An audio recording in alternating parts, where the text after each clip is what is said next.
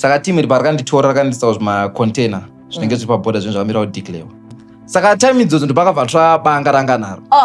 Obva waya zvakanzi ndipe roko, ndopana ndatanga kuramba ndakati roko nei wabata banga. And ndopakabva tanga kutora roko rangu by force, obva tanga kundicheka muno. Achicheka. Achitora like sort of like container drainer like ropa raibuda muzvigunwe mangu. Obva cheka roko iri. Obva tora ropa riye. Saka apa vakandiba zvekuma 3 sampesa apa mundaraitsvaka inji ndakolapsa ndazoza chakaitika imbauro kind of thing. Saka panga pakachekewa here? Panga pakachekeka deep cut. Yeah. Ndakupi ndoda ndakungorova madhoo. Container rakavharwa here? Rakavharwa. Ndakungorova madziro ndikwanise kubuda. Dai vakangononoka 30 to 20 minutes ndaigona kunge ndakatofira imomo. Apa panopisa paBait Bridge. Mwana. A few days ago ndakaenda kusalon. Saka munongoziva zvinoitika mumasalon. Taitaura nyaya ndokubva neutechnician angu andiudza nyaya yekuti brother yake yakambobiwa hanzi paboard. Ndikati iwe chii chakaitika? Akabva atsanangura nyaya yachona. But nyaya yachona yakandisiya ndiri sad because kwanzi akatozowanikwa achekwa zamu, achekwa maoko. Ndikati aiwa hazvimbotinetsi, regai mundiridzwe story azotudza. Nhasi Nigel tinaye pano. Nigel, thank you so much for coming and welcome. Thank you, ma'am. Okay. Saka Nigel, who is Nigel? Kana kuti maybe chii chakaitika? What exactly happened? Kubva pakatangira nyaya kusvika isitoda nyaya dzavanhu isusu. Aiwa, sometimes nyaya dzinodiwa. And it makes it easy when you talk, like say whatever you feel inside, and you know. But yeah, yakaitika ndine 6 years. Was around after I finished grade 1, grade 2 there. So mdara wangu akabva fonero namoms. Akanzi chimbo ichi nemwana auye zodzidza kuno plus akure wachaze achizivawo nzvimbo dzakasiyana. Baba muri kuZimbabwe kuya kuSouth Africa. Yeah. Saka bozi moms yangu ndo yatanga kuya kunoko before anyone else mu family medu. Alright. Saka mdara ndo yangeriwo first time yake kuya kunoko, ino ndo yanga first time yangu kuya kunoko. Saka vangusiya ma sisters yangu 2, sister wangu vaombe na Daisy, sister wangu anonisira inini. Saka chibva tanzina mamakundu yenewe. Saka Andek South. Tasvika takabva sumuka yanga iri around like Wednesday to Friday pakati pemadhiraya ndo patakasumuka. Tasumuka takaenda kuRoadboat Harare. Takandotora bhazi. Tasumuka zvakanaka ndichifara obvious mungo zose mujaka. Ndingochiti zvandichanoona kune zvandichanotengerwa magunanzi. Saka tasumuka takafamba zvakanaka kubva muHarare kusvika Masvingo border. Saka border. Saka pane iwo wangu ane passport mudaro wangu. Inini mabona sandano passport wangoti toita zvomujambisa tauye. Tozoona kana nekufamba kwenguva tozomutorisawo passport. Saka mudaro vatayo inini sinzi ndine passport iye achaita zvokujamba, but kuti inini ndisare ndiri mubhazi indonojambiswa navamwe vanhu neage yana ndiriyo 6 years hazviti zvinanji nditoenda nojamba naye inini vhi ndine passport pane kuti mwana aendega hauzezvi zvinoitika navanhu ende vanga vari right bcause tasvika paborder taburuka. Saka pana vanhu vanga vakapiwa here namba dzavo nzi ndo vachatijambisa ndo vachata sei. Taburuka mubhazi zvikanzi navakomana zvese zviri sorted, chatungoda chete mwana. Saka pavakabva vanditora zvikanzi aiwa mwana musatye tisitomuyambutsa imi endai nevamwe munosangana nemwana kumberi and zvikanzi mudara alright since madaro. Saka mudara time dzaitaura nevanhu vamwe vaivai vanga vane timu irori vakabva vanditora zvikanzi mufana ngatifanofamba ndaitana. Saka mudara paakazochokota mufana ari kupi havana kundoona vakubvunza timu rei zvikanzi mwana cho. Saka mwana wangu chindipai mwana wangu chiregedzai mujambisa zvikanzi mwana upi mudara uri kutaura aikazve ongoni mwana tangokuona uri wega dojambisa iwa dojambisa mwana upi uri kutaura anombomwana mabona.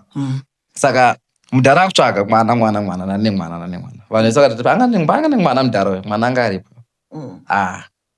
ndokuntsvaga vanishaya saka timu iri parakanditora rakandisawo zvimacontainer zvinenge zviri pabhodha zvinhu zvakamirawo declare macontainer ari mutruck anenge ari pamatruck akamirira kudeclare dzapasiswa kure ndokarakavhara ndiendesa ikoko saka randiendesa ikoko timu racho rakavhara ndibaya injection handizoti injection right time yawakatora uchiseparatwa nadhedhi muchifamba muchienda you thought all was well kana kuti what was happening? I thought everything was well because pavaitaura netimu racho tonzi aiwa imisi tichakujambisirai mwana moenda kumberi ndakati pamwezi zvisiri right because ndichatorwa netimu ndonosangana mundarachi kumberi everything is gonna be okay saka ndatanga timu racho varosvika akatobva hwana wacho akatobva chi pavanga naputana ndazanzamfana ngatifanofamba ndati pamwe atopedzerana chi nadhedhi kudhara ndakati abo saka nendisa kuzvimacontainer ikoko abva ndibaya injection yacho handidzendirei but saka paakakubaya injection akatoti vhura tubaye kana kuti vakatongonditi ivhura akati pamwe itori normal process yecrosser board saka ndoti normal process yecrosser board ndichibva ndatoona ndakusunza roko rangu obva ndibaya but after some minutes ndobona nanzoti ndakupera simba handichanzoti kusumuka ndatachi ndida mvura vhandi pachi mvura saka ndakabvunza kuti mudhara wangu ari zvakanzi chatomona mberi andi saka time idzodzo ndopakabva banga ranga naro obva waya zvakanzi tipe roko ndopana ndatanga kuramba ndakati roko nei wakabata banga andi ndopakabva tanga torachi roko rangu by force obva tanga kundicheka muno achicheka achitora like sort of like container achidraina like ropa raibuda chi muzvigunwe mangu obva cheka roko iri obva cheka roko iri obva tora ropa riye saka apa vakandiba zvekuma 3 sampesa apa mudhara aitsvaka handakwanika even manheru mudhara aikotsvaka handakwanika saka vakati vapedza kundicheka vapedza kundicheka inchimi ndakolapsa ndazoza chakaitika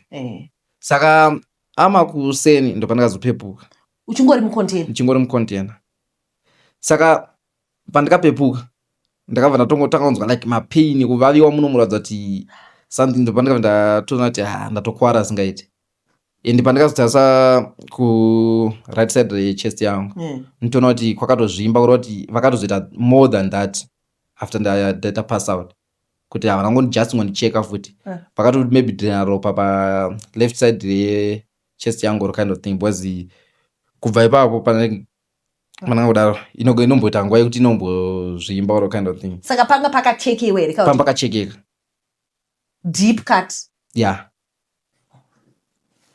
saka paitobleeda plus kuzvimba uratidza kuti something uratidza pachinja vakashandisa kuipapo amina like chanchine maybe rust or kind of thing kucheka because every time panombozvimba ende ritori more bigger than the left side because avha tanongogara saka after a day and a half ndichingori mutrack saka ndamuka ndandiega manje ndichaziva kuti ndoenda kupi ndoda se ndakungorova madhoo container rakavharwa ndakungorova madziro chi ndikwanise kubuda fonda ndakusatokwanisa futi kunyatsokufema zvakanaka saka time dzandairovarova vana mudhara vaitotsvagawo chi vaikutosvika kuarea ikoko pakanzwa some noise vavati ngatimbocheke matraki bo ndikunzwa chi mubuda manoise saka pavanga kutsvaga macontainer vachizovhura container nandiri ndopakabva wazondiona ndato like nditori mucondition yekutoti dai vakangononoka 30-20 minutes ndaigona kunge ndakatofira imo apa panopisa pabait bridge mwana mucontainer hamuna windo hamuna chii hamuna windo hamuna chii mamungori dark saka papane mbedhe rekato kwakangokandiwa chete mucontainer nothing kungokandwa mucontainer just plain container ngokandwa imomo muridzi wetraki aiziva kuti mune munhu kana kuti anga asingazivi ndifunga kuti angatoripo ndofunga angosiya traki izvozvo zvokuti pamwe rinenge richinzozvirwa delay richadeclarewa kana kuti after 2 days kana after chii pamwe vatongoenda kuntsvaga ukanako kumbutandara achita sei or something saka vakomana vakadhraina ropa ava pakambowanikwa information yavo kana kuti hapana information yakambowanikwa even team rachionawo rakazotijamisawo futi rangoti vakomana iva vatongoriwo nekumbiri yokungodaro panapa border but kubva ipapo tatatombonengwa tisingavaone tazovaona futi nhasi saka tingaziva kuti vaenda vafamba sei ora kuti anezvei saka vakandowana mudhara tichibva tazofamba kunojamba ndopa imi mugona wasara kana ndisiro ndara ndikuenda saka vanga tori navamwe vanhu vachisvika ma 12-13 vanga varipo including isusu vacho tafamba tataenda nekumvura kunowanzoenda navanhu vese togara tichiona mastories evanhu vachienda nemumvura vachiita tichibvira ina nekoko. Saka kumvura uko vanoti zvonzo kana uchipinda mumvura uchijamba nemvura haufaniri kupinda like as one kind of thing because mune makaro mune chii, saka munofanira kubatana maoko. Because hanzi ndoti makaro atyere kuti anofunza kuti pamwe chinhu chihombe chikutofamba mumvura kind of thing. Saka tichibva tabatana maoko ndarovha ndisabva mufudzi. Tichibva tatanga kufamba nemvura mvura yacho yanga ikazara because mudhara yaitosvika samwe muno. Saka rainy season yanga rainy season saka mudhara achibva ndisabva mufudzi tatanga kufamba pambatoriwo nevamwe vanawo vesemeje yangu inini vanga kuma 3 to 4 vanga varipo. Tichibva iyo mudhara yobva isova kuti vana vake pamufudzi vamwe vombatsira kutakura vana vange 2 tatanga kurosa Temuri. Saka takurosa vanotanzi kana makurosa mese vanenge vasara 2 or 3 vanenge vasarira mvura vanofanira kuzodhonzwa nevari kunze kufast kubuda mumvura because hanzi garo rinobata munhu ari kwekupedzisira. Hanzi that's what happens or what, handiziva zvondo zvinoita.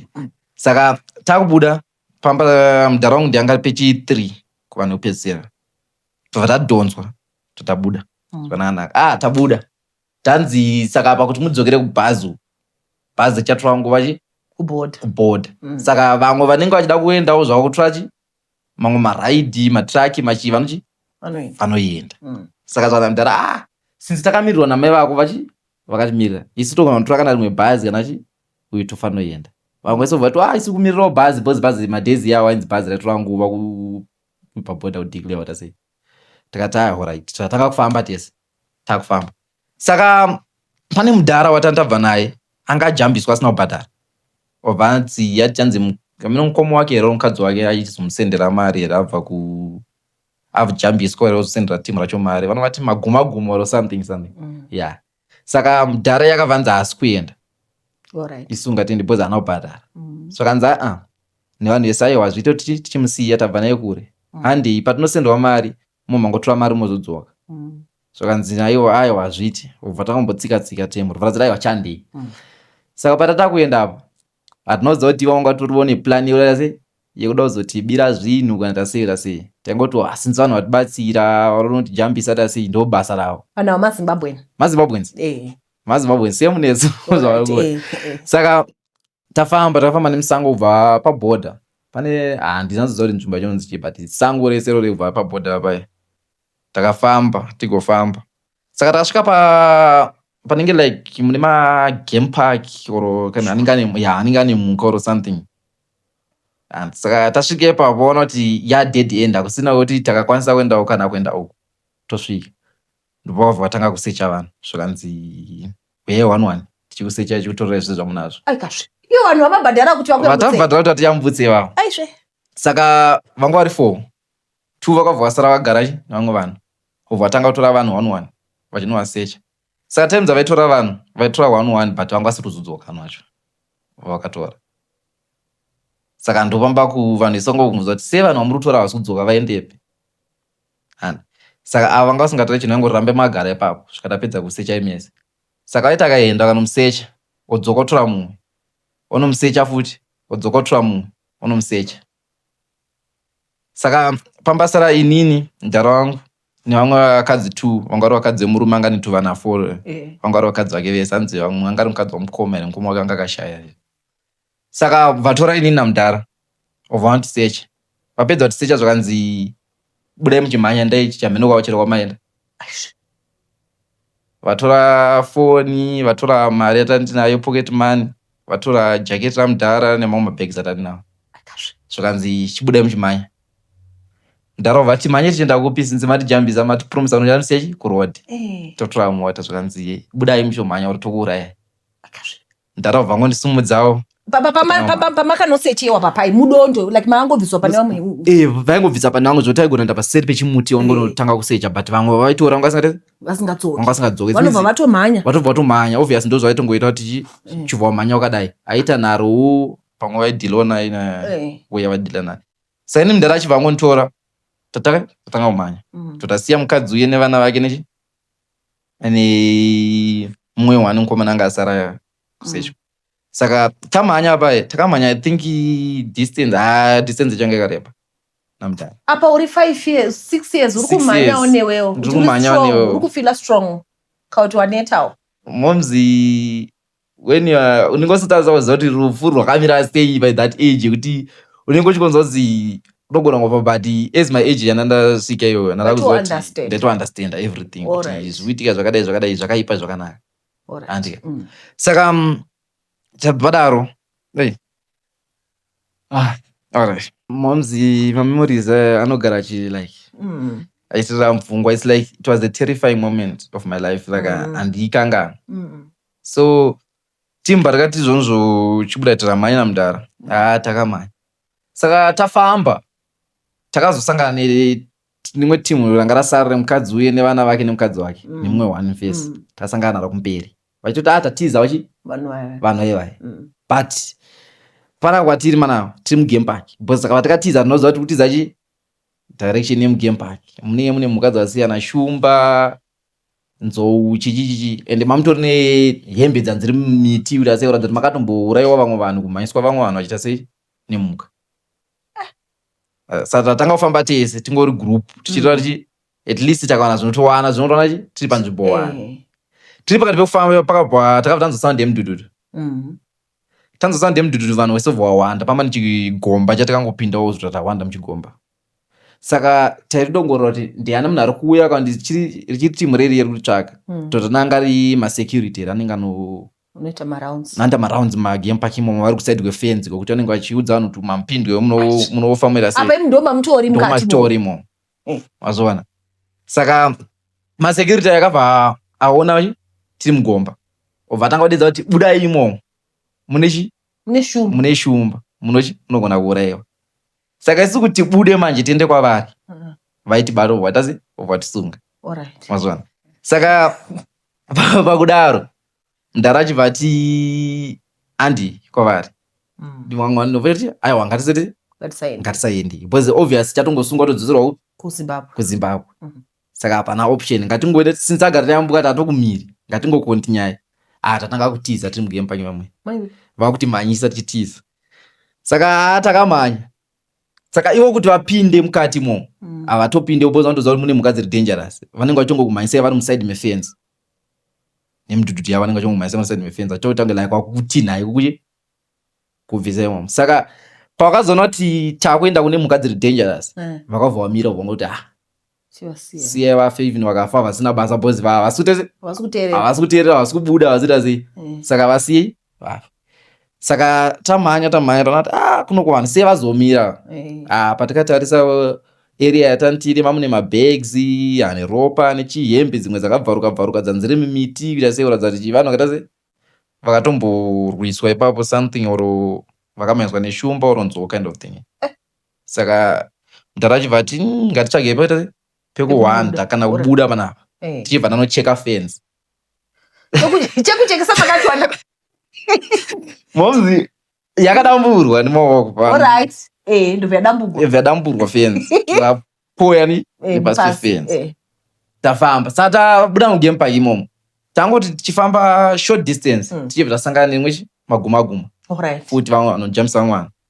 Saka vagara ndoziva kuti vanhu vanenge vajambiswa vanenge vachitotendera muchisango imomo vanenge vada vabira futi obva vatanga kuti mhanyisa. Saka vakuti mhanyisa vanhu vati panapa even takamhanya vanhu vanotibata skill ripo nderekutongofighta back ngatinonge matombo twapotsere tatanga tasi temana nawo nematombo takatemana matombo vona kuti strategy panapa even takada kurwisa vana vane matombo plus akawanda saka ngativasi vasiyandi vachingoti siya tichibva tatase tichibva tamhanya tamhanya takafamba ndofunga pane KFC nemabhenki izvezvi zviri munzira kuenda kuZimbabwe pamba nekatuckshop kadiki nekagaraji ka1 pump kanga karipo madays before paiswe KFC nemabhenki rekupedzisira takunosvika kuborder ipapa tichibva tafamba tasvika ipapa pamba nemadhongi rimwe timu ranga rifudzawo madhongi rine mawatermelon anga tavaitengesa ita sei totanhonga mawatermelon anga ari pasi anga akapwanyika ipapo because tandani like 3 days tiri musango tichimhanya. Saka muri kuti zvinhu izvi zvakaitika over 3 days kumhanya kwamuri kuita nekudii dzatova 3 days muchivata muchimuka tichirara chimuka musango. konzara Mwamuzi nzara paingo chero chawanhonga musango mwezi lomwezi chidyikika waingochi.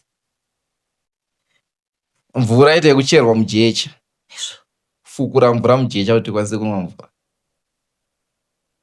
Vozi plan yanga ingoripo yanga iri plan yesurvival yongoti tikwanise kubuda imomo tisvike kwatiri kuenda. alright Tasvika mutata nonga mawatermelons anga aripo. Tadya mawatermelons yaya. Tanzana mutara ngatimbozororai panapa. Timbogara kwenguva repo kwanga wada tonosviba. Tanga kuti ndade reach 5. Saka tagara ipapo timu rere madhongi rerovha razoenda kwaraienda. Meno kwaraiti vanofunga raitobva kumafamu unotora mawatermelon yavo kind of thing. Tagara dzakuma 7 kwatosviba. Saka mutara ngatikondinye kufamba. Matiri muno mamusi safe. Saka bwedza kuti tiri like sort of like muchidusty road. Taitofanira tonobata main road yemota dzinoenda kuborder dzichienda kuSouth Africa. Zvakanzi ngatifambei. Totafamba. Tafamba. Tatasvika pabridge ratikarara. Tamuka pakati peusiku tangonzwa pane noise dzikuitika like mhuka dzikufamba or kind of thing. Saka mudara munhu wese ngaanyarare. Tinzoti zvikuitika. Raisotarana meno tonge maperere or something yaifamba usiku. Mudara uyo vatanga kupanika akati inini ndingafire panapa. mudara wako machi Aiwa mudara mumwe watanaye. Zvakanzi zvona nditiza zvakanzi manje bero karitiza. Rinokumhanyisa. Kura. Chingogara muri panapa silent. Zvikakuitise kuedza. Kwakuma I think patra 1 hour dzingotendera mungwedzi pai. Panzvimbo 1 padhuze pere apo. Dzadzobva wazoti zii. Patakati ndarara. Pandakazomuka namutswa namudhara. Ndakunzi vamwe vedu vakuchase vakumuka vakufamba. Kati vajoine otise tifambe tese. Imimi mapama masvika paKFC paya makarege kumira mukamisa makombi kuti mukwire makombi. Hapana emira momsi. Alright. Munhu wese aitongokuavoidai kutoti because even tsvina yatandinayo chichi nekurara musango vanhu vaingofunza pamwe vanhu vanopenga or kind of thing. Saka vanhu vaingoti avoida. Saka plus kutya polisi kunzi takabatwa nepolisi tiri main road. Vaitisunga sei votidzosera. Saka taitoavoida kutofambira mumain road kuti timbofambira musango tasvika kuva tinoona kuti uku tokwanisa kuwana matransport. Todzoka main road. Tanga kufamba paya. Tafamba. Mudhara yobva ini ndaneta ndichakwanise kuti ndikontinye panapa. Ndichakwanise vanze vambo karigwa mudhara nditsasa nevana vako vari kukura. Doti vana vakura asina babera tese. Mudhara wobva sei? Vatanga kufamba. Saka tafamba zvana mudhara even ndaneta ofu ndakutonzwa ndaneta. But plan iri panapa inini handisoda kuti mwana wangu atambure. Zviri nani ndidzokere zvangu kuroad. Kunosungwa kusungwa. Kudzoserwa kumusha as long as ndidzawo ndiri safe nemwana wangu. Hapana chakashata. So nemadhara alright sinzi madaro nganditisi kuroad. Tenda kuroad tataya kumisa matraki, kumisa mabhazi, kumisa hapana ari kubvuma umira. Takagara almost zvokuma 5 hours. Tiri ipapo apaide reach 5. Zvokuma 5 hours tiri paroad ipapo panangamira. Kwakutonosviba. Ndopakabva vheni yepolisi. Yatombotanga yadarikira. Yobva yadzoka. Payakadzoka bva mudhara wabva akumbira akati tokumbirwa kuendeswa kumberi motisiyawo pane mashopu chero pane chii pane mafoni panokwanisa kufoneka. Ndopamuona kuti siyawo. Mapurisa yabva ambotarisa tasavhaira sevhazati aiwa alright pindai parisati tikuenda kwamuri kuenda tichanotena patollgate. Ndopatichanokusirai. Tapinda bva vanotisira patollgate. Vasiya taura nevamwe vanhu vanga vari patollgate zvanzi vanhu vanoda kubatsirwa vatase vakuenda kuJoburg wakati. Zvakanzi alright. Vatisiya papo. Patollgate tigomira kubva wasviba. Papa uyo umwe mudhara anga toriwo namudhara wake wanga tokurawo. Aitondikona vadza kufamba. Takumbira transport nemudhara iye. Zvakanzi varamba vatsika zvakanzi aiwa zvite ndikutakureni zvamuri izvi. Maya plus hamusi wemunomu. Saka zvinonetsa kuti even ndakazobarwa nepolisi ndonzi pamwe ndindi kuprocessa vanhu. Saka zviri nani mutsvage transport. Mudhara wangu bva fugama pasi bva kumbira akantokumbirawo tori padesperate moment. Vazoti okay fine pinda ichi ndonokusirira pamberi panopaka matraki. Pane panopaka matraki vanopati pachi. After takwenda pamukwidza paLouis Richard. Kunonzwi? Kivi? Kunonzwi kunopaka matraki? Yeah. takunokwidza paluisi tichatonopinda pamakomo papa tichibva tasvika. Tasvika ipapo tasangana nemumwe murungu wanga aripo. Tamukumbira takati tokumbirawo foni titese tifoni. Zvakanzi wai muda kushandisa foni yangu plus mabva kupi muita nezvei. Zvakatakati tatorasikawo takwatafamba kwakuri tabva kubhodha. Tachifanira kuenda kuJoburg but vanhu vanga vachifanira kuti tiyambutsa vaita se vazotirobha vaita sei. Saka murungu namba dzacho munodziziva here. Saka mudhara wangu laki paakasechwa wanga asarwawo nekadzorobha hangu kambudzi kadzorobha wanga anga nako. Tokanga kawandisa mukati vabudisa vatora foni dzamoms. Namba dzamoms vafoni namoms kanzi ndozvinhu zvataita se zvatasangana nazvo in the past 5 days. Zvakadai. Saka mina munokwanisa kutibatsirawo motisenderawo mari totsvaga transport touya ikoko. Namoms musatyi. Chiri pai murungu iye wamakumbira foni mudze ndomusendera mari muaccount make kupai mari moita se mutsvaga track. Saka manje yange iri Saturday kuti mari isendwe muaccount yaizoreflect kuna Monday or something. Saka murungu yabva hazviti because even ndakupai mari yandinayo handizivi kuti chokwadi kuti mari aisa here kana aisa. But chandokwanisa kuitira kukumbira pamatrack aya okutakura imo zinobhadharira kumberi. Tatraya matrack anenge 5 pachiramba. Wani umwe mudhara anga ane mwana wake wanga ari 25 years 20 years aitoti akuya kuzotanga ubasa kunoko. Ndakabva abvuma akati aiwa ndokutakura mese. But ndichisvika kuda mari yangu hapana kuburuka kusvika maita mandipa mari yangu. Mudhara iye vati kune mwana wake bika sadza vadyi. Ndo first time yangu like after 5 days kudya sadza like kudya stable food and kind of thing. So saka tasvika kumatraki mudhara iye achibva azotitakura. Tichibva takarara futi munzira tichitofamba netraki tichibva tazosvika hanzichi kuJoburg Square or kunopakira matraki. Tichibva taonana namoms tichibva taburuka. Moms vakachema zuva racho vakandiona iro like I never see my mom cry that much, but zuva iroro vakachema. So from then I started receiving treatments from the doctors each and every week kusvika ndava better. Ndava kunzwa kuti aiwa apa ndarecover. Then Daisy aitaura kuti Daddy vanoti vakaudzwa nechimwe chimumumu kuti ari mucontainer. Akandova ndiye akavaudza kuti tatse kumasaidi macontainer ndambomona achienda samwe ikoko. Saka ndipo akabva tangotsvaga area side rekuarea ikoko. Pandakazonzwa manoko ekuti ndairova madziro ndobva toti ndobva vasvika. But dai pasina chimumumu icho chakavatotarisai kusaidi macontainer ndokwana mbona vanhu vachienda nemwana. Vanga vasingambotorina time yekutotsvaga kusaidi ikoko pamwe aitoramba achitsvaga kumwewo vachingotenderera vachingoenda. Saka ndakabva kuti chimbotarisai saidi macontainer since ndavana kwambopinda muvatimu ranga rine mwana ikoko. Saka tarisai saidi rekoko. Izim side iri riri kuitika zvinhu izvi. Same side. And Daddy vanga vasina nguva yekuti vanoita police report kuti vanoripota zvinhu izvi vakatocontinue. Havangasina. Because even dai vakaenda nda police case vanga zozononangana ndatofa kana ndaita something. Because even pakazondwana dai vakatonoka ne 30 to 20 minutes and then story. But vakomana vacho vane munhu wakaipa kokuzokubaya jekiseni vose vakukira vadrena kana madrena ropa chirega ikamwana abude.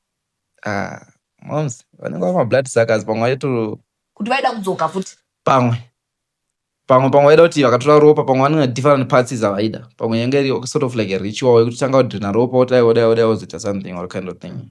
Handizivi. I'm speechless. Handina zvekutaura. Saka after that like it's been more than 15 years. Yeah. Unofila like are you anxious kana kuti unotya traki kana kuti any phobia or anything? I used to have those in chiruma 15 but now handichanzisina because I used to have bad nightmares like ndaivhunduka pakati peusiku ngomuka ndotogara hana yangu ichirova yatingi ndizvimwe zvakazokonesa kuti ndite infection yekuti chest yangu side kuramba yakazvimba more than other. Because ndaimuka pakati peusiku ndotogara moms otombotiraya kundicomforta sei but brain dzezvinhu zvandakaona ne what I went through zvandisingabude mupfungwa. Even pese panangoti ndakangorara ndangovhara maziso chete mamemories aidzoka. Saka ndoranga riri jeri rangu re8 days uya muSouth Africa first time. So since from then my mom said none of my kids would jump the border again. Mwana wese anenda South Africa zvina nende nemapepa ake. zvinane zvingatore time, zvingatore nguva yakaita sei kuti akwanise kuenda South Africa, but anofanira kupinda passport yake. tora passport kupinda paborder zviri clean, pasina kumbonzi aenda nemusango kana vabereki vakawanda vanotora risk iyo. I think this is going to be a lesson to my parents out there kuti unoti harega nditumire driver haye mali achaindomuziva achaunza mwana. You know what, pane mwana vana vanhu vari sensitive, vana vari innocent. Ngatingogadzirisai mapepa evana, like you said, vana vongouya zvinhu zvakanaka straight forward, pane kuti vana vapinde nemvura. Saka pamaipinda nemvura makubatana nemaoko apo onga usingatyi. kwete zvekuti ndaitya zvangu kuti but munhu andainyautyira instead yekuti ini nditye ndaitotyira mudhara vachanga vari mvura bozi ndandiri pamvura. Since vakataura zvekuti makaro chichichi mvura, ndaitongotyira iye kuti ati iye akadhonzwa taenda hapasina. Yeah, ndabatikana. I don't know. Do you have anything else to say maybe to parents before tapedza kuti I don't know? Yeah, I just want to thank my mom and my dad for always being there for me, and also my sisters through my hard times. And my parents are my heroes, actually. So anything I do, I always do them for them. And I just wish to have that bright future so I can give them a good life. KokumaZimbabweans anoda kuyambutsa vana nemvura. They should never try that. Never. That's not safe. Ngavasaite zvavo. Kujamba hakusi safe. Kune maconsequences akawanda. Either you die before you even make it out, or unozongosangana nezvinokuwana chete even wakumberi kunoku unokwanisa kungobatwa udeport wodzokera Zimbabwe. Saka chipo chotinenge wawesta mari yako yekuisa kuno. Pana ngoti ugare mari iyo yauri unojamba iyo zvinani apply for passport. Passport yakazobuda then ozoya zvako zvakanaka. Length yegwizuku kubva kunotangira Rwizi nekunopera pakareba sei? Munzi vanhu vakakura. Alright. Pakakura. Because Rwizi rere rangoti yadiji. Zvokuma 20 meters ndogona kusvika pa length yekureba ndogona kusvika. Apa manje runenge saka inonzi speed yako inolimitwa nemvura, because mvura inogona kunge yakatokava zvichienderana neheight yako, especially on rain days inenge yakatozara singaiti. Saka mungana kutora kuti 30 to 25 minutes mchikofamba muri mvura mchikrosa chii. Usingazivi kuti unotsika chii. Unotsika garo. Unotsika apapo, unotsika chii, unogona kutsika garo rovhura rova ipapo uchitoenda. Unotsika dombo wotsvedza. Mazvona. Oyerwa nemvura. Saka zviri patu. Either sometimes now vanogona uri kutanga kufurwa nemasoja nengari kudenga like I think ndozva vakuita mazuva ano kuti wakwana nawo kujamba wangona tanga kuti pamaijambira apa like handunoona pane bridge nditi then imimi kana isu tiri pabridge vanhu vanogona kuonereka kuti muri mudondo muri mubridge munokwanisa kutoona muna kutofamba nemvura yakutoenda kwe. Alright, panotooneka panokrosa nevanhu pamakakrosa napo pachipaitooneka. Even last time pananda kudzoka kunoko pataitofamba nemabridge tichokuenda nodhinisa mapassport yedu, waitoona kuti vanhu ava kutoni vanhu vakutofamba vakutokrosa vakutojamba kutoenda vanenge vari nechekure panotoona kuti avo vanhu vakutofamba. You know, inini hangu I believe kuti pastori yose zvakaitika izvi ingadai pasina Mwari akaita kuti chimumu chione zvakaitika. And imagine chimumu chiya chakaziva sei kuti ava ndiwo dhedhe yako. You understand me? Andongofunga kuti in everything zvinoitika muupenyu hwedu Mwari ndiye anenge achitodirecta kutoona kuti had it not been the Lord on our side ingadai wakafa. Ndizvo zvezvino. Ndinotenda Mwari nengirosi dzaMwari hanzi ngirosi dzevana vadiki dzinochengeta vana, dzinoita a full time job, dzinoshanda kutodarika dzevanhu vakuru, and I just believe kuti it was God and God alone nakakuburitsa. Ndizvo. Ndasara ndakashamisika, I don't want to lie. Saka, do you think you would want like a professional help, like to talk to some professional for counseling, kind of, to you're over it? Maybe a little bit. I'm kind of over it a little bit, but sometimes if I think about it, then I'll start like thinking back and Alright. But like it was my first time almost dying, and funga nezvazvo zvinongotanga like kudzosa bad memories, and even about the second time I almost died again. So second time andakavharwa mugodi. Hupi? Kuzi kudeni. Mugodi wechi? Mugodi chemo mugodi like ewewo inenge mvura. Wakapinda semugodi? Ndaikupa mvura. Saka munhu akavhara anga asinaona kuti uri mukati. Akatozviona inga shamwari yangu. Saka wakabuda sei? Mom's lucky. I think lucky ndo ndavharwa mugodi almost like at 15 to 10 minutes ava mune muchipisa zingaiti. Kumusha? kuHarare. Akusi kumusha kuHarare mtown. kuHarare mtown, yeah. Saka aitamba, was it a prank or what? No, I don't think it was a prank because aunga uziva kuti munhu ari mukati uri kutokupa naye mugodi. Taikupa 3 mwacho vangoita distraction of adedzi wakaenda tasara 2 uchiziva kuti kukupa totaura zvakanaka ndakantori mudenga ndokudedzera kuti mama inoenda pedza obva watongokanda tambo pasi osiya wavhara redio obva waenda. Kukanda tambo pasi kuti usabuda? Tambo yechitini yatichipedza kupa kungoisiregedzera obva wavhara chitini obva waenda. Ari kupi mukomana? Ariko. Satani womunhu. Saka wakazobuda sei? Moms vakazongoona kuti zizi yacho plus mugodi wedu uri like madziro member muside muno. Saka zvese zvinochitika panze unenge uchita like manzwira kutoti saka moms vakabva munhu panze apa hapasina munhu because moms ndio vakatoti apinda mugodi tomubva tibata kukupa because mvura haisi kubuda zvakanyatsonaka yabuda ine tsvina plus yabuda iri shoma. Ichiona kuti since mukomana padeni bhira ndidzike ndimbonoona pane kubhadhara mumwe munhu. Saka moms vakabva munhu wati zizi vongoti pakati vakatombodongora kuti angobva chitini chakavharwa pamwe munhu abuda atoenda notamba. Saka pakazoti but pandatarisa handakumbona chitini handakumbona nachi kana matuzi ekuti munhu abuda akasiya matuzi panze pena ndimbonocheka. Times akavhura ndopakabva tona ndiri mukati.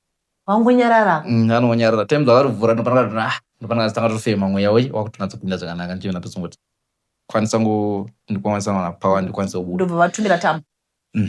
Saka makamubvunza mukomana wacho kuti why did you do that? Moms vakangoti siyana nazvo boys akadazonatsotisa like zvinogona kukanganisa mafamilies tozopesa takwanisa namaprisa taseita sei but just avoid playing with. Saka hauchatambi naye? Handitambi naye. Panyika pane vanhu vari weird. Zvinenge zvichienderana sometimes you have to choose vanhu vatinotamba navo kuti vakamira sei because like ipapo even ini nanhasi ndichiringozviquestiona because like angari almost best friend yangu. Saka ndichiri kuzviquestiona kuti chii chakamugara checho mweya tsvine zvakanti chinhu chaatongomugara kuti uraya mufesu ukanti tayauraya mufesu kana something because munhu ari normal zvafana inini njira mashandiro anoita netimu rangu anashanda naro ndichitoona kuti apa pane chinhu chiri dangerous anokwanisa kumusiya chinoita zvimwe zvinhu kuti takatapedza chinhu choita kuti aiwa tese tapedza tafree apa pasina chinhu chiri dangerous ndochizona nota zvandoita. Mukomana yaari kuda kudzidzira witchcraft ari mwana mudiki? I think so. Hey, anyway, Tinotenda, thank you so much for coming and sharing your story. Yeah, I think it's eye-opening for us to see kuti panze apa pane vanhu vari weird, panze pane vanhu mwoyo wakaipa, panze because maguma vanhu maZimbabwe ndaitofunga kuti vanhu vamavhenda kana kuti but tisu maZimbabwe tinoitirana utsinye.